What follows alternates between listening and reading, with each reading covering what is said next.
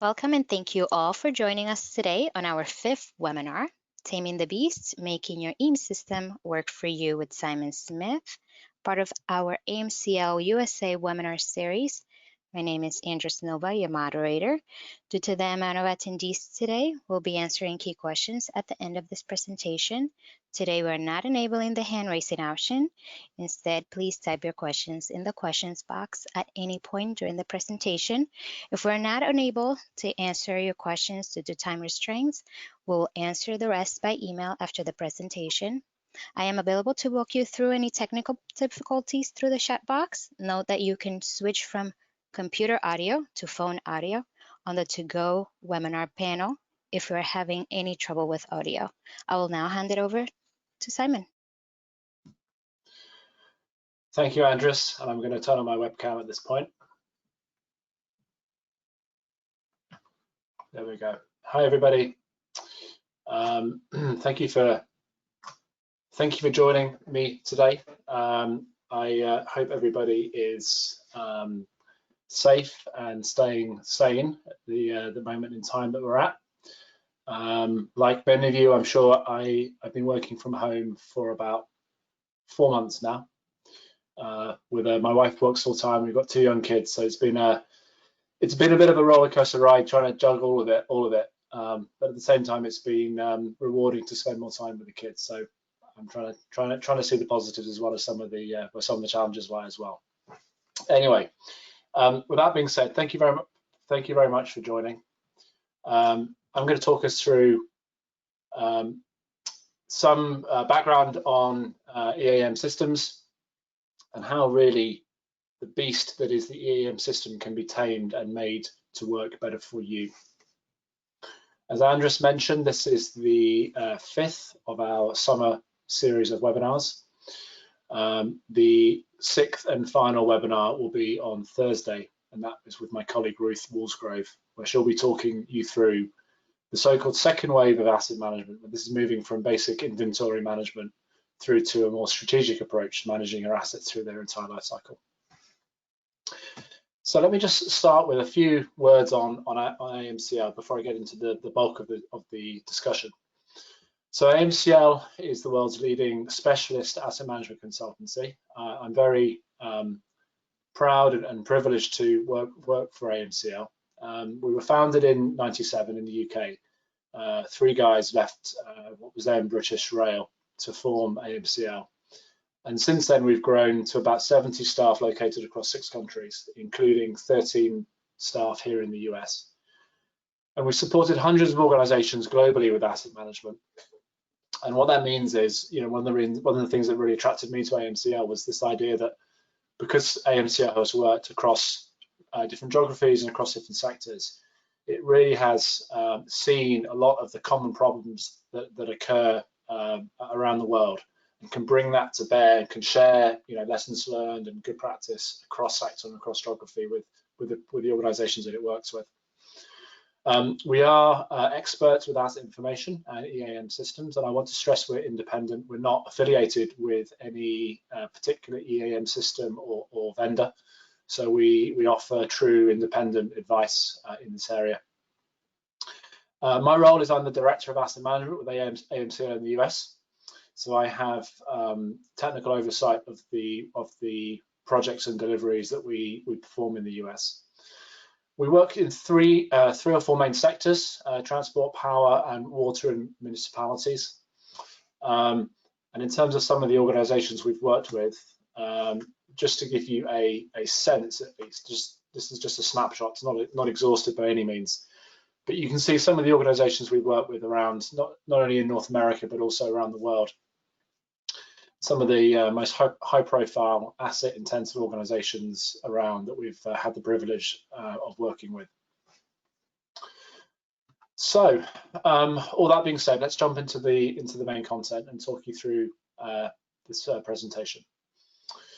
So, almost every asset-intensive organization depends on an EAM system, an enterprise asset management system, or some variant of an EAM system to manage the assets they own, the work they do in the assets, and the materials they use when doing that work. And this could be a full-blown enterprise asset management system, or it could be a more modest system that it offers a more limited set of functionality. But either way, that there are technologies and systems there which are being used to manage assets, work, and materials.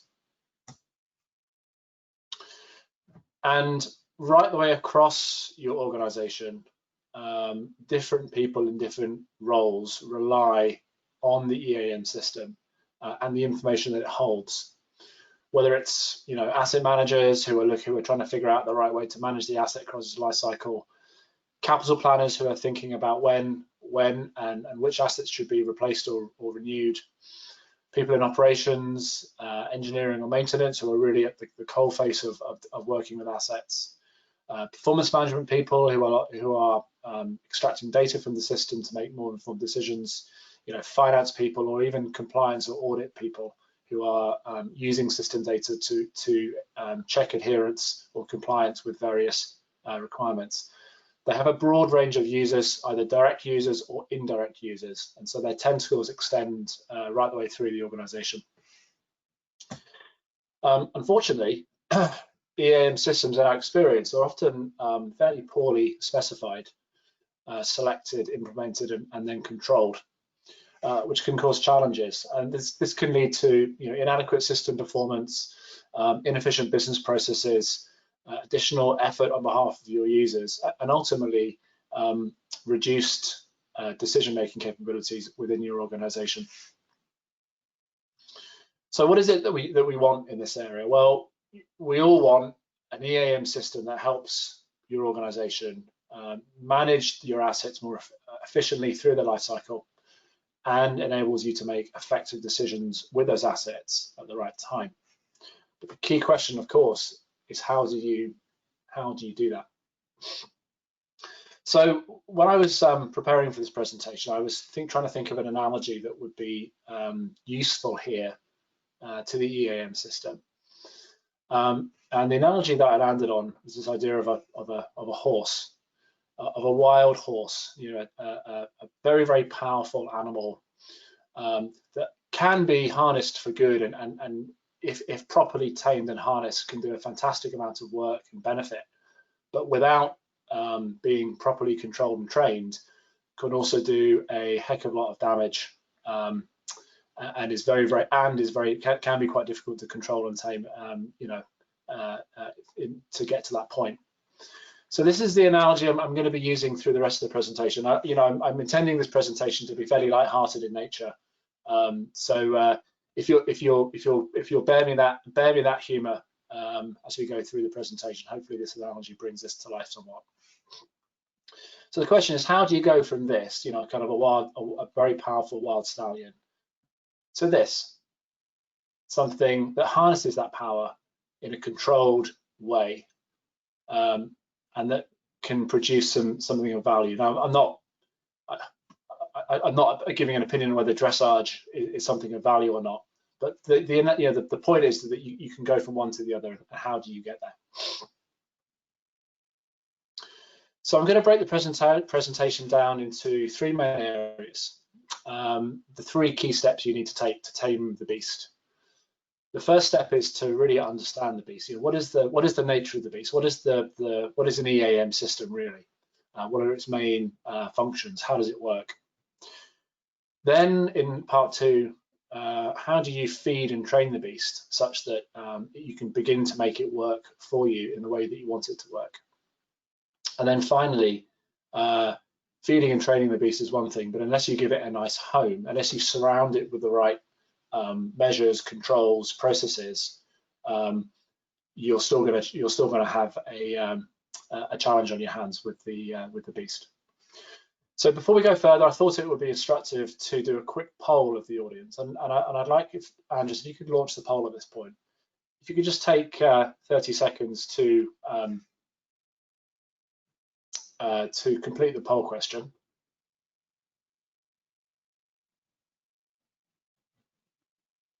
Can you, Andrews, is the poll running? I can't tell from my panel. Yes, it's running right now, and people are answering. 57% voted, 60. It's coming up. It's going up.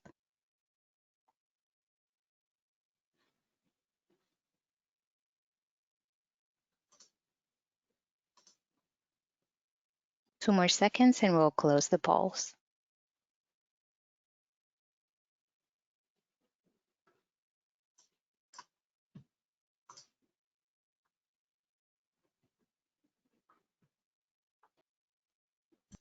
All right, Simon, can you see the results? I cannot, but maybe I'm doing something wrong with GoToMeeting. It's all right, I can read it for you. We have 28% somewhat satisfied, 30% neutral, 28% somewhat satisfied, 6% highly satisfied, and 7% highly dissatisfied. Okay, thanks. So that's useful. That's a sounds to be like a classic bell curve there. The tail end, some of you are highly satisfied, some of you are highly dissatisfied, and either side of the middle, about just over a quarter of you are somewhat satisfied or somewhat dissatisfied. So that's pretty much what I would expect, and I think that represents what we tend to see in experience. There are some good implementations out there. There are some bad implementations out there, and there's some implementations in the middle that are okay either way, but still have room for improvement. So thanks, Andres. That's good to see. Okay, so let's keep going through the content. Now, let's first start with the way that you would understand the beast. So before I go into the EAM system itself, I want to take a step back and think, go a bit broader than just the system itself, and start thinking about the concept of asset information, because that ultimately, asset information is what supports and enables your organization to be good at asset management. So what is asset information? Well, I can tell you to start with, it's not all of the organizational information that you've got. It's a subset, but it's a big piece. The IAM, the Institute of Asset Management, has a good definition of asset information, and they call it a combination of data about physical assets, which is used to inform decisions about how they're managed, both for short-term operational purposes and for long-term strategic planning. So short-term meaning, maintenance decisions, for example, operational decisions in the here and now. Long-term strategic planning could be capital replacement planning, for example, over the next 10, 15, 20 years, and everything in between. So what are the types of information that constitute asset information? Well, there's the information about the assets themselves, which includes the types of assets you've got, how many you have, where they're located, how old they are, what condition they're in, etc. There's information about the work you do on the assets, both corrective maintenance, preventive maintenance, capital work that's been done on them, and the history that surrounds that work. You've got performance data and utilization, failure rates, for example, asset utilization levels, asset performance targets, and actual data. You've got information like the supply chain, the spare parts that are needed to do work on the assets, purchase orders, purchase recs, supply details, contracts, etc. You've got financial information, including historical capital and operating costs, future budgets, etc., cost centers, and the information that's in the fixed asset register as well. And then, of course, you've got engineering data as well about the assets, whether it's as-built drawings or cut sheets or CAD drawings, etc. All of these different types of information is all asset information that can be used to make good decisions about your assets as you manage them. And asset information can take different forms. It can be structured, as you would find in a system, which structured data is readily searched and can be found fairly easily, fairly quickly. At the other end of the spectrum, you've got unstructured, which includes things like handwritten information, photographs, and even information in people's heads. And then in the middle, you've got semi-structured information, which can include things like Word documents or emails or spreadsheets, which typically have metadata associated with them that allows them to be found and searched fairly easily, but not as quickly as true structured information that's held in an Oracle system, for example. So that's a quick run through of what is asset information, and this is a whole topic in its own right. So I don't want to spend too much time on this. But if we then think about the systems that then hold this information and how the systems that are used within asset management, there's a very, very wide range of technologies that are used and used to manage information. So in the middle, you've got your kind of core applications, which include your asset register, quite literally your list of assets. You've got applications that help you manage the work, manage the inventory of spares, manage the faults that arise with the assets, etc. If you're into BIM, you've got BIM models, and together those can begin to comprise a digital twin. And those really are your kind of core applications in the middle. And then around the edge, you've got other interfacing systems. So on the back office side, on the right-hand side, you've got your procurement systems and finance systems and human resources systems, etc., which may be spread between one or more systems. Operational technology out in the field, whether it's your SCADA system that's used to control your assets, or some organizations are beginning to equip their assets with sensors that allow real-time information feeds from the field. QR tags on the assets, drones which are used to collect information about the assets, for example. Content management, whether it's documents or CAD drawings, etc., are a big type here.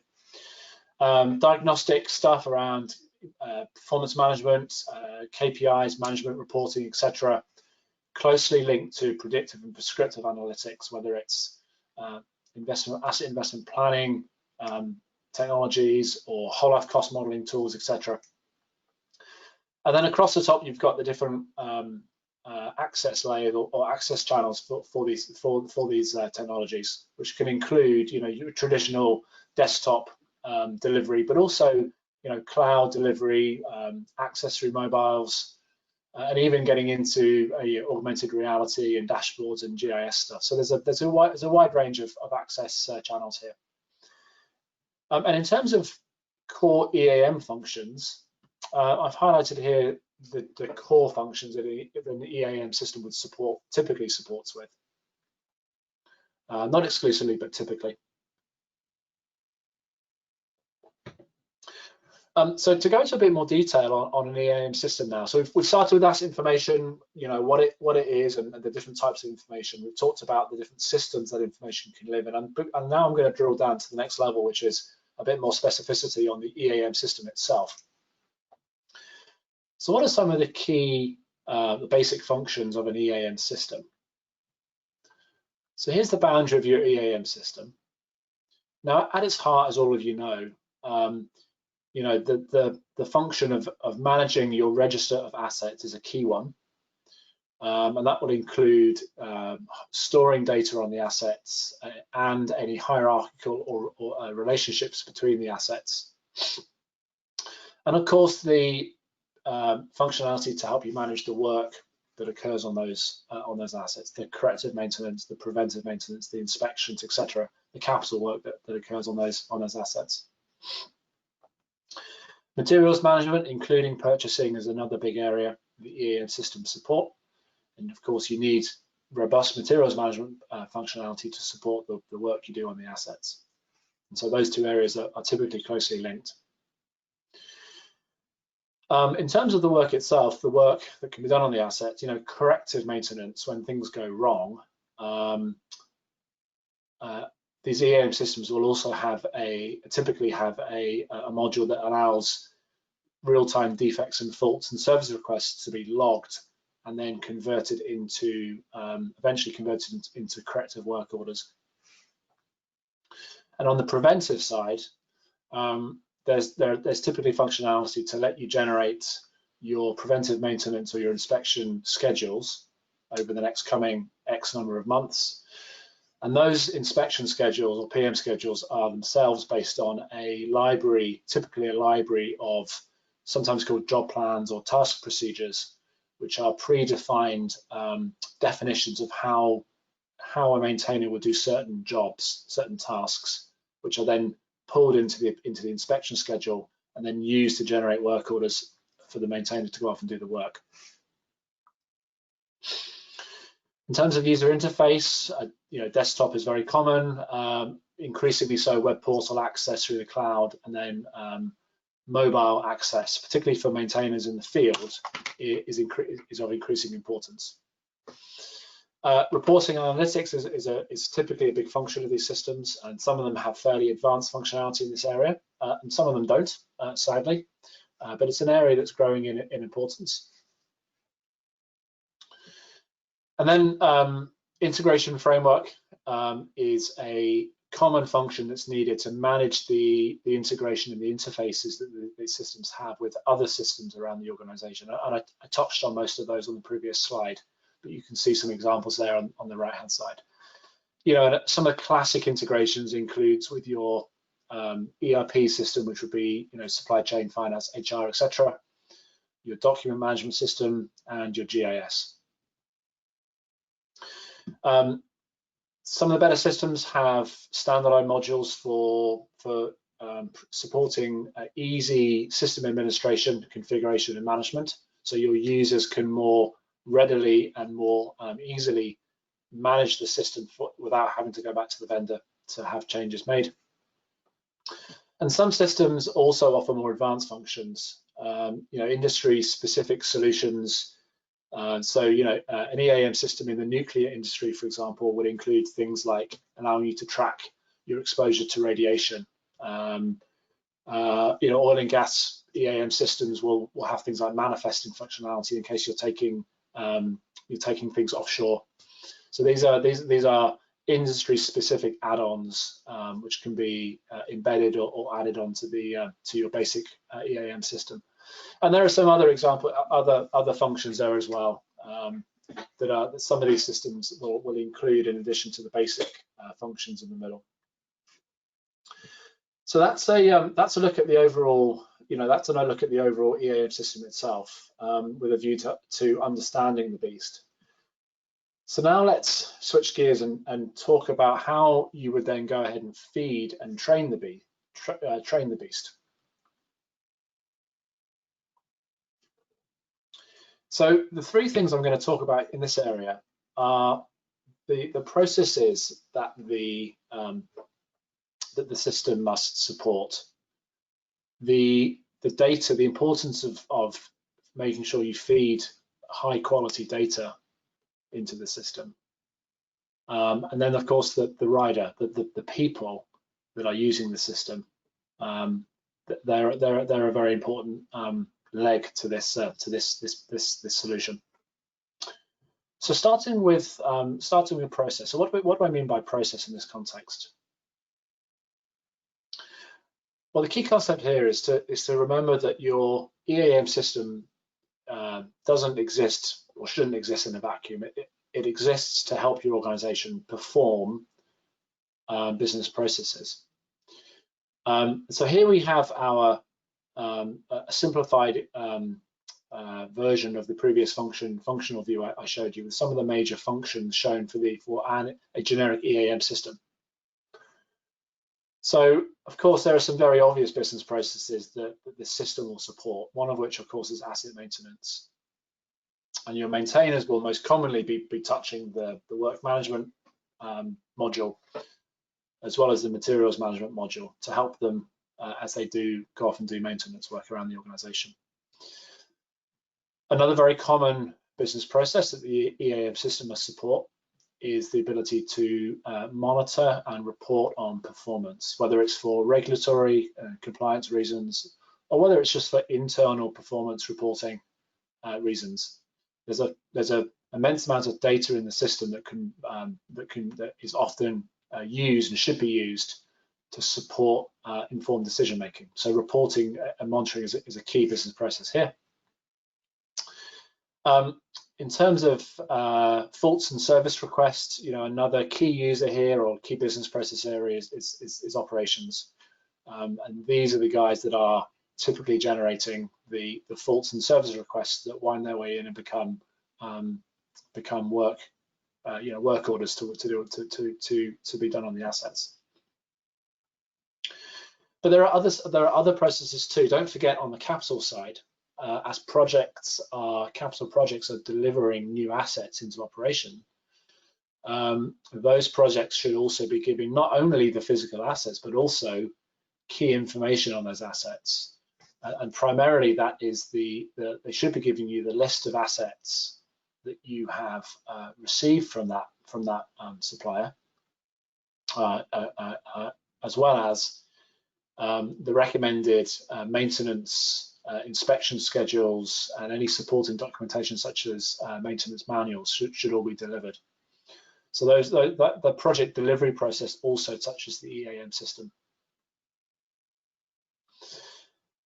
And then also, in terms of how you go about defining your PM and inspection schedules, that should be linked up to your maintenance planning function and ultimately your maintenance strategy function. If your maintenance strategy for certain asset classes is run to failure, then that would have lead to a very different PM schedule regime than a different maintenance strategy or a different maintenance strategy. So these are other processes that will lead to and have place requirements on your EAM systems to support them. Now, the performance monitoring reporting, of course, feeds back around and supports other areas of the organization, including changes to maintenance as well as changes to the system itself.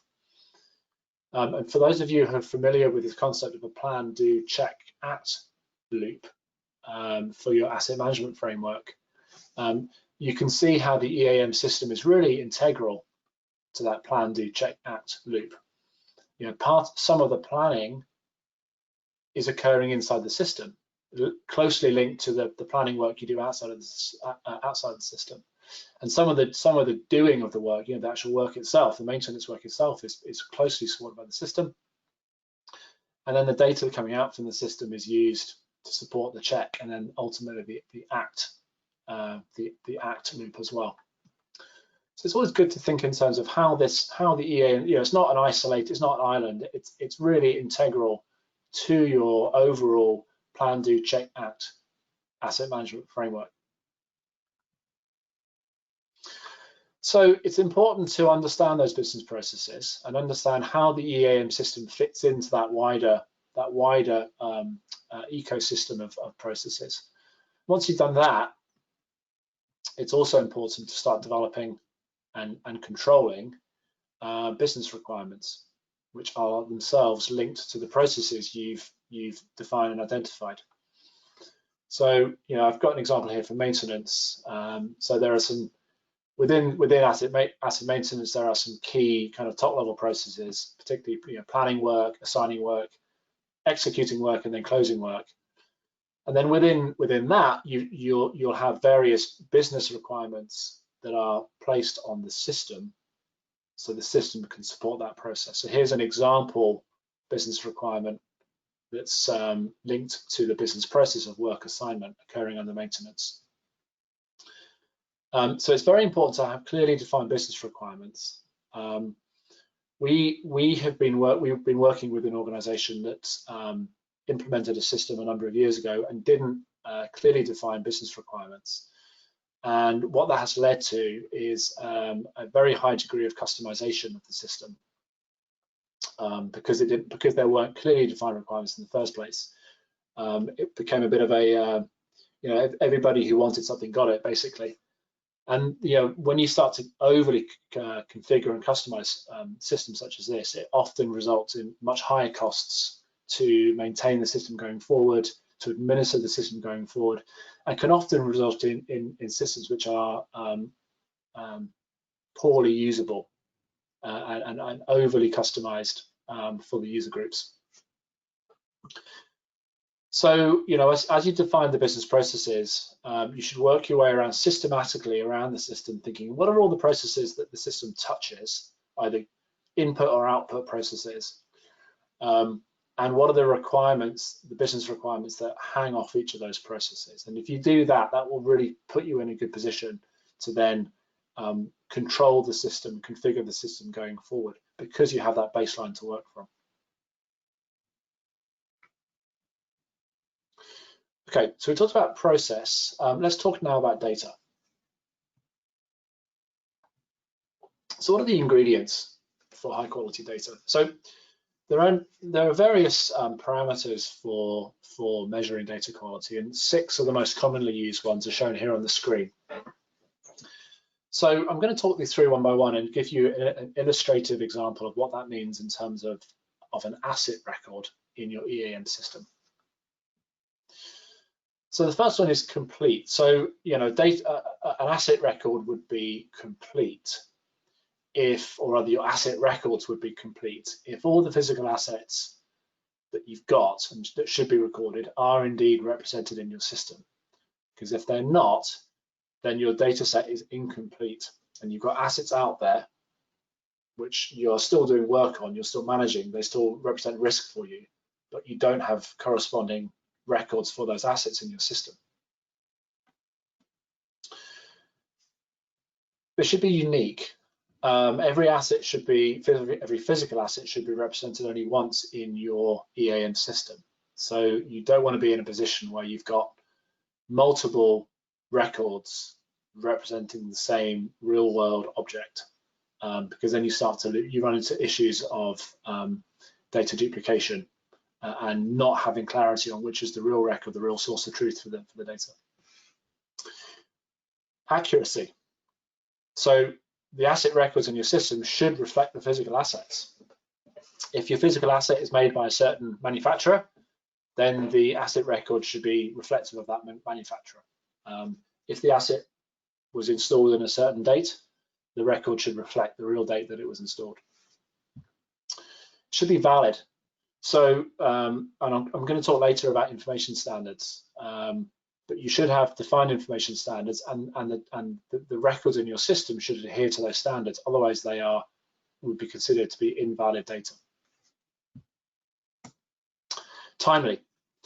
So that the lag between what's happening in the real world and the data representation you have in the system should be minimal. So the record in the system should match the latest configuration or condition of the physical asset out in the real world. And then finally, consistent. So here, if you have in your system, you probably will have parent-child relationships between your assets.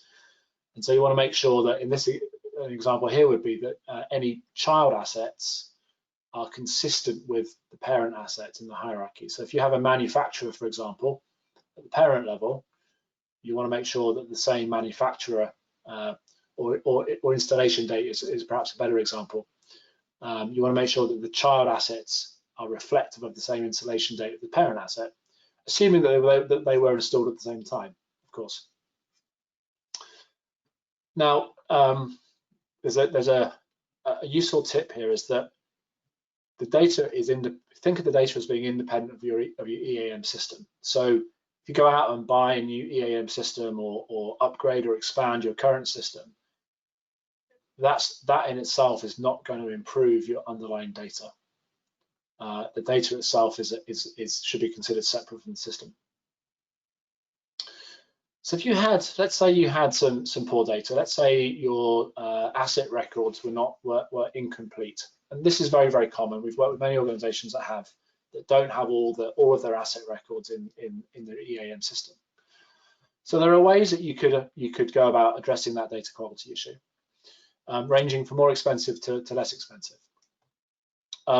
If it's very high priority information, then it's probably, it could be worth going out in the field and collecting data via field-based inspection, collecting the missing data. So inspecting your sites and identifying which of the assets are missing, or inspecting them and recording the manufacturer, for example, and bringing that back to base, either entering it through a mobile system there and then, or bringing it back to base and entering it into the system. Of course, that's very expensive, so you don't want to use that for more higher priority information. In the middle, you could go about updating individual asset records, but through an office-based approach. So you could have some SMEs who have been working with the asset for a number of years, who can remember or can search other archives for installation date, for example, and could go through record by record and fill in the the installation date for these assets because they know them. They know the assets, and they can do that from the comfort of their own office. They don't need to go out into the field. So it's cheaper to do that, but potentially less accurate. And then down at the other end, you could do batch record updates. You could say, let's say every asset in this room was installed in 1977 because that's when the room was built. And you would just say that's a business rule. We'll apply that uniformly across all of the assets in that room. And there may be some assets which don't apply, but you're just going to apply it in a blanket way, regardless. That's obviously the cheapest way to do it, but it runs the risk of being the least accurate. So that would be something you'd want to use for lower priority information rather than higher priority information. So that was just one example of how you might address incomplete data in your EAM system, and there are many other ways, but I just wanted to give one kind of practical example there. So we talked about process, we talked about data, so let's finish off by talking about the people. It's very important that the rider of the beast is also trained and can use the system in the best way possible. So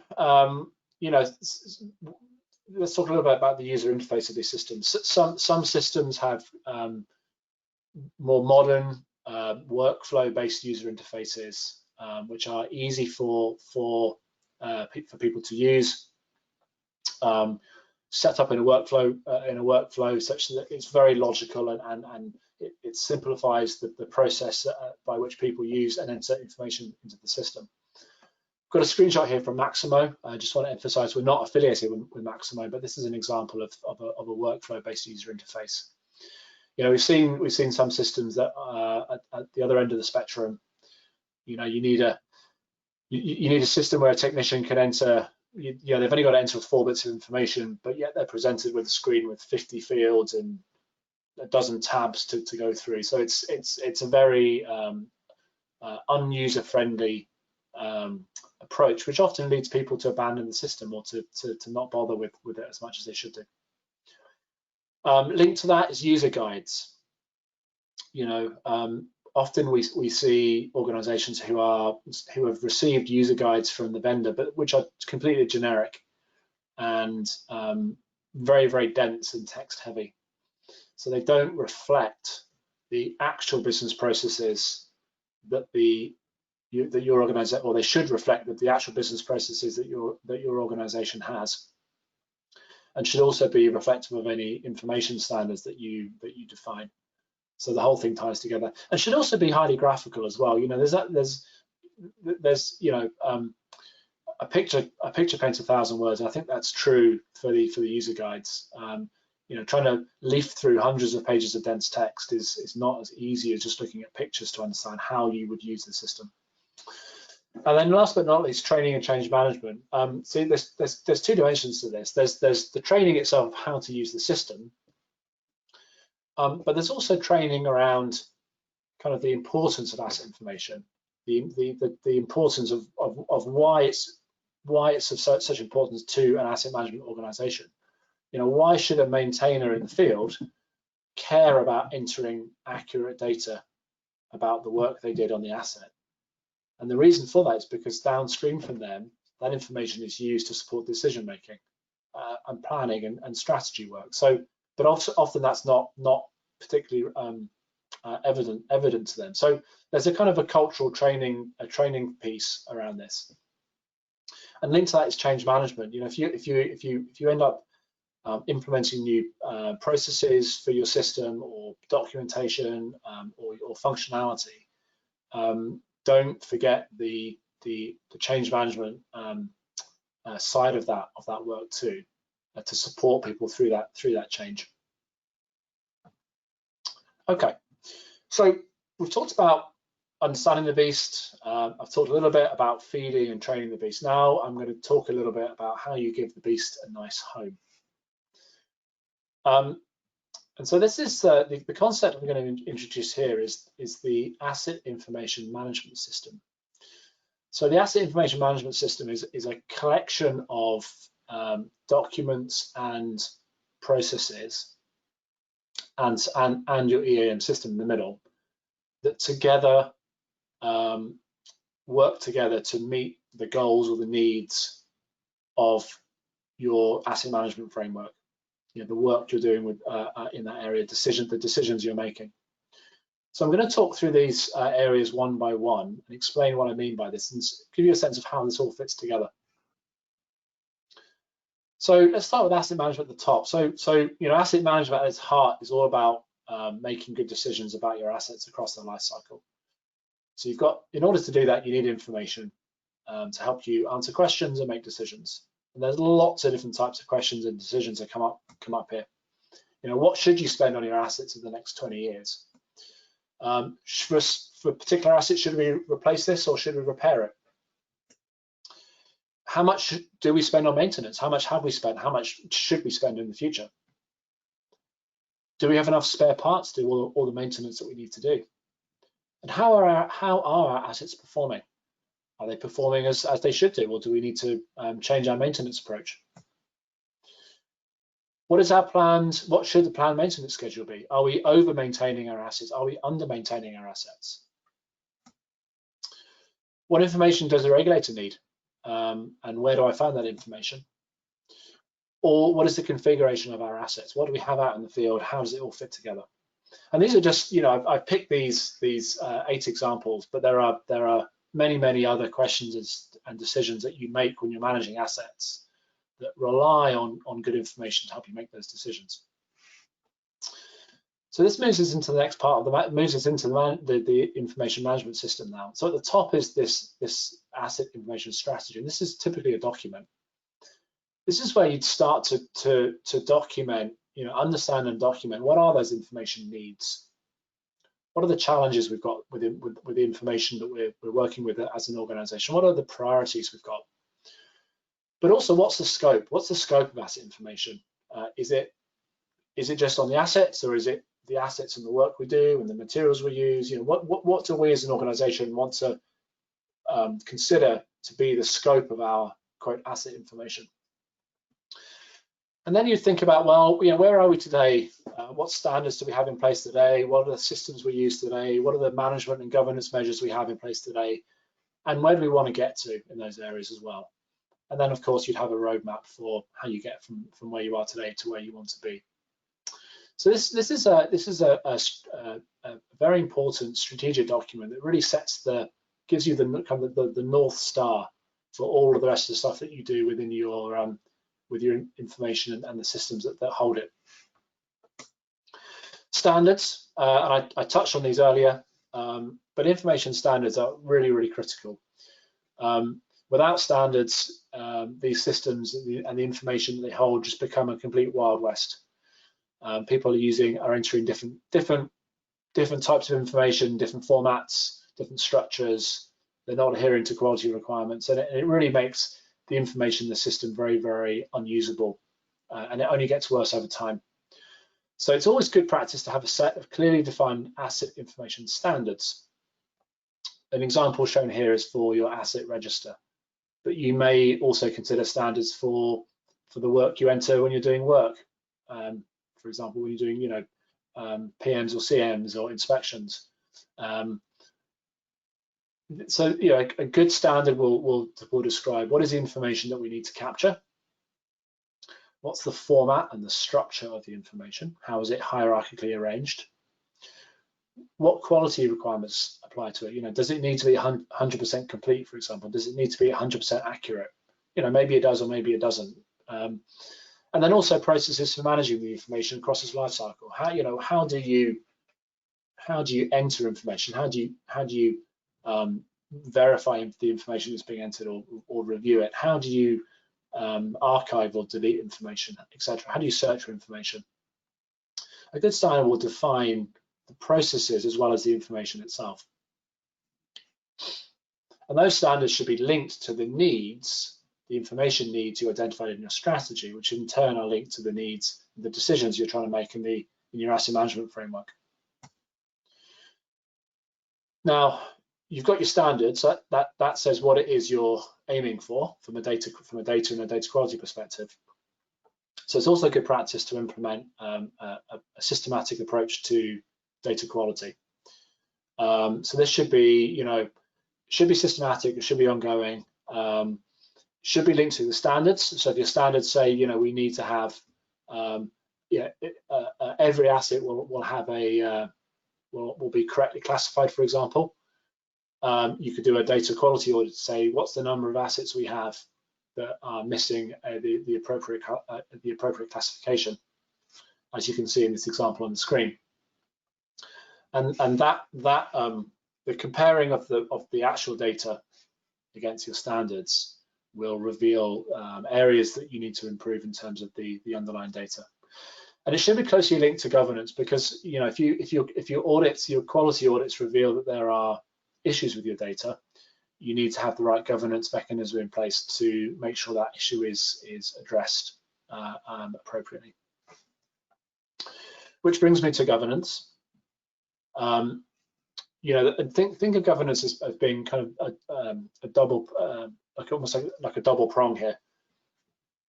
You've got information and you've got the system itself. You need to think about governance in terms of both of those. So you've got people down the bottom who are using the system and using the information from the system. And those users will be generating requests or ideas for improvements to the data itself, or to the system functionality, or to the analytics and reporting functionality that comes with the system. And somebody somewhere, some group somewhere, needs to be able to look at those things in the round and make decisions on whether those requests should be accepted into your management system. So there should be some kind of governance arrangement that looks at both the system enhancement requests as well as the information enhancement requests, and makes a decision on whether those are appropriate. And they should be, that governance should be aligned upwards to two areas. One is to your overall governance within asset management, because you want to make sure that the changes from an information perspective are aligned to your overall management framework. And also from an enterprise IT governance perspective as well, to make sure that the system changes that are being requested are in line with IT policy, for example. So that's this concept of an asset information asset information management system. So just to close out here, what is a typical process for improving your EAM system? How would you go about taming the beast from start to finish? Well, the first step would be to do an EAM system assessment. And this is something that AMCL has done with many clients. So we come in, we take a look at your system and the surrounding ecosystem that it sits within, look at where the good practices are, identify opportunities for improvement, and come up with an overall improvement plan for the system and its surrounding ecosystem. That may well be linked to the development of an information strategy and identification of needs, or it could stand alone from that. But that improvement plan will typically lead to improvements. It will lead to the definition of the standards that you would need to develop for your information and in what order. It may well lead to improvements to documenting your business processes, and then defining any your EAM business requirements that are aligned with those processes. Those business requirements will then provide you the context and the framework and the control to then think about any enhancements you want to make to the system, whether it's a replacement or a functional enhancement of the existing system. You should do that using the business requirements you've defined above. It would also make recommendations in terms of the governance arrangements that you put in place, and also data quality. And there's kind of a two-step here. There's quick wins, which can bring benefit fairly quickly. A quick and dirty review could reveal certain asset records which are missing key fields, and those could be fairly quickly filled. But longer term, you want to be looking to build up an overall systematic audit program, which is based upon the standards, and use that as a way of every month or every 2 weeks running quality audits and identifying improvements. So that's the end of the that's kind of a flow, if you will, for how you would go from start to finish. That brings me to the end of the presentation.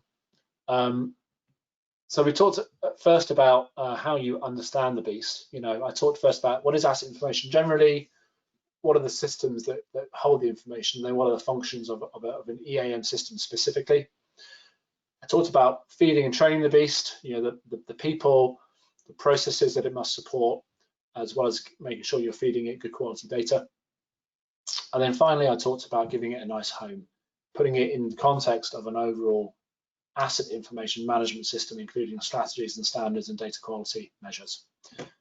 And if you were able to do all those three things, I think you would have a very good chance of converting your wild stallion to a very well tamed, very well controlled horse that could win you a competition at dressage.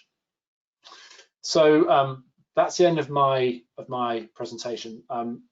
We've got 10 minutes for questions. Andres, have there been any questions coming in? We do, yes. We have a question here from Janice. She asks, you mentioned that EAM system specifications can be a problem from the outset. Do you have any examples of resources we can use to develop adequate specifications in advance of our planned RFP release? And do you have any other guidance on EAM procurement? Yeah, Janice, that's a great question, and this is a.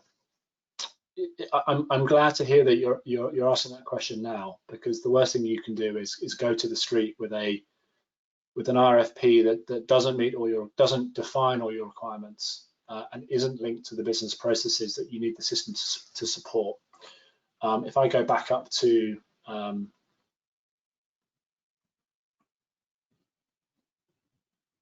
this one here, what I would recommend you do is systematically think about all the different business processes that the system is going to touch. Come up with a nice graphical representation of what are those processes, how they link together, and how the system supports those. And then hanging off each of those processes, you can just define a set of business requirements. What we see often happening in this space is organizations will go off and speak to everybody in the business and come up with a flat list of 2,000 user-generated need statements, but without an overall arching organizing framework linked to business process. Those are very complex requirements to understand, and the vendors will struggle to understand them as well. We've got people on staff who've worked for vendors, and when they see a well-structured RFP document that has a clear link from business process to requirement to functionality, that is a very, very well received from the vendor community. In terms of how you would do that, I mean, follow up with me after the meeting. We've developed good practice business process maps for stuff that we typically see within organizations, as well as a set of good practice EAM business requirements that we can use, or that can be used as the basis for a high quality RFP. And that'd be something I'd be very happy to talk to you afterwards if you want to drop me a line. Great. We have another question. This is from Rob. Is an EAM system different from my maintenance management system? Can my maintenance system be the platform on which I built an EAM system? Yeah, that's a good question, Rob. So there's a bit of an evolution from, if I go up to probably this one's useful. So what is the distinction between a CMMS system, or for those of you who have not heard that acronym, is Computerized Maintenance Management System, and an EAM system? So CMM systems they typically came first, and they started as fairly basic lists of the assets that you own and processes or functionality to support the process of doing work against those assets. Hence the term computerized maintenance management system. Over time, the vendor community has expanded those systems, built them out, and has started to link those systems to other areas of the enterprise, particularly linking out to the back office, the ERP systems, for example, on the right-hand side of the diagram. as well as just increasing the sophistication and the functionality of the system, such that now they kind of view it as being right up there with other enterprise systems, such as your enterprise resource system, your Oracles or your SAPs, for example. So I don't think there's a clear definition or a clear boundary between the two of them, but think more of them as being an evolution from one to the other. Great. We have Laura asking, you showed capital planning outside the EAM box. I like my EAM system to help with or ideally contain my capital planning process. How is the EAM related to tools I use to develop my capital plan? Yes, that's a good question, Laura. So if I go back, I think the diagram you're referring to is this one here. So what I'm showing here in the blue and the green and the pink are the typical basic functions of an EAM system. Now on the left-hand side, I've talked about sorry, on the right-hand side, I've talked about other interfacing systems. So there's different ways you can do it. So there's a whole suite of standalone investment planning, capital planning tools, SEAMs, Copperleaf, etc., that are very, very robust, pretty expensive, very high-powered tools to help you do your capital planning. And typically, there's a key interface between the data in your EAM system and the investment planning system. There's a key interface there between the two of them. That being said, there are also EAM systems on the market that have some degree of investment planning or capital planning functionality baked into them. Some of them are good, some of them are not so good. And really you have to make a decision on whether that's a key decision for you, is whether you want to have that capital planning functionality baked in the system, or whether you want it to be outside the system with an interface, a clearly defined interface between the two. And there are pros and cons to both of those approaches. The stuff, if you had a standalone system, they are more specialized, but they're expensive as well. So you've got to think about the trade-off there. Perfect. And I think we have time for one more question. This is from Christopher. Asset management data is used for equipment repair versus buy decisions. Have you come across any EAM application that have that ability already integrated automatically? In other words, it does the analysis automatically rather than a user pulling various data and then doing the analysis outside the application. Yeah, there are some kind of a similar concept there, Chris, to the question from Laura. It's where you draw the boundary, the system boundary. Yes, there are some EAM systems that we work with that have fairly advanced functionality in that area. And there are others that don't, and you would then require an interface from your EAM system to an external system where it can do that analysis for you. That's a key, similar to Laura, it's a key decision you need to make. Do you want to have it inside the box, or do you want to have it outside the box? If you have it outside the box, and that's an interface you need to manage. If you have it inside the box, that's great, but it's you have to check that the quality of the functionality is what you need. Are there any more questions, Andres? I think we'll definitely answer those that are coming up now by email, and we can close out. I just want to thank you, Simon, and thank you everyone for joining us today. Do you have any last words, Simon? Just a quick shout out. So we are sure many of you have heard of the term an asset management maturity assessment. Well, we'd like to offer you the opportunity to have a free maturity assessment performed of your organization against the IAM's 6-box model shown on the screen here. We'll email to you after the webinar a link. It's just a 10-minute survey monkey. I think there's like 13, 14 questions. Fill in the survey. We'll send you back a quick report with the results and follow up with the free, no obligation phone call to talk through the findings. Just to close out then. So this was the penultimate webinar in the series, and the last webinar is on Thursday with my colleague Ruth. So thank you all for listening. Thank you for the good questions. I enjoyed those. And stay safe and stay sane. Thanks, everybody. Thank you, Simon. Thank you, everyone. I'll see everyone on Thursday on our last webinar of the series. Have a great day.